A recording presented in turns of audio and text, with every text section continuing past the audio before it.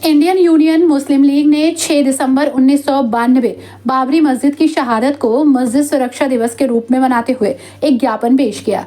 Indian union मुस्लिम league के एक प्रतिनिधि मंडल द्वारा इस अवसर पर अपर नगर मजिस्ट्रेट मनी अरोड़ा को ज्ञापन पेश किया।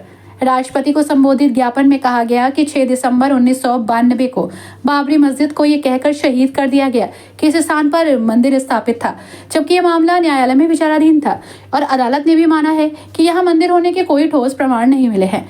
ज्ञापन में यह भी कहा गया कि मथुरा, काशी, आगरा आदि अनेक स्थानों पर ऐतिहासिक मस्जिदों को मंदिर बताकर नफरत का माहौल पैदा किया जा रहा है।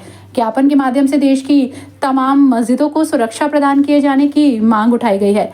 इंडियन यूनियन मुस्लिम लीग के राष्ट्रीय सह सचिव मौलाना कौसर हयात खान ने मस्जिद सुरक्षा दिवस के विषय में दिए गए ज्ञापन की जानकारी देते हुए क्या कहा, आइए सुनते हैं। ये ज्ञापन साहब मस्जिद सुरक्षा दिवस के तौर पर आज हमने ये दिन मनाया है 6 दिसंबर कि हर साल हम ये दिन मनाते हैं मस्जिद सुरक्षा के नाम से।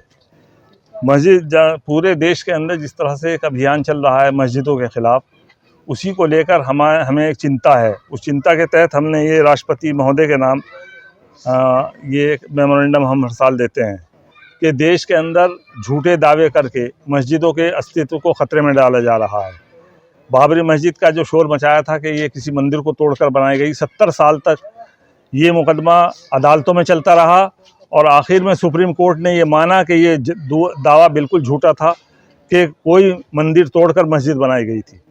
कोई सबूत ये नहीं पेश कर सका। 70 साल तक तमाम अखबारों में और चैनलों पर और हर जगह ये होता रहा कि साहब मंदिर तोड़कर बनाई गई, मंदिर तोड़कर बनाई गई, लेकिन कोई मंदिर साबित नहीं कर सका आज तक कि कोई मंदिर तोड़कर ये मस्जिद बनाई गई। और सुप्रीम कोर्ट ने इसको माना कि कोई मंदिर वहाँ नहीं था और कोई मंदिर तोड़कर नहीं बनाई गई मस्जिद, और मस्जिद को गलत तोड़ा गया, मस्जिद में नमाज होती थी। ये सारे दावे सुप्रीम कोर्ट ने माने, लेकिन आस्था के आधार पर उसने वो जगह हिंदुओं को दे दी। ये वो एक अलग चीज़ है। कानून के तहत वो उनके पास नहीं जानी चाहिए थी, लेकिन यहाँ आस्था के नाम पर अब इसी तरह दूसरी मस्जिदों का चल रहा है, मथुरा का और काशी का, उस पर भी बिल्कुल यही आस्था का नाम लेकर इस तरह की बातें की जा रही हैं। अब क्या नाम आगरे की जामा मस्जिद को कह दिया कि इसके नीचे मूर्तियाँ दबी हुई हैं, अब वो भी मुकदमा अदालत में चला गया।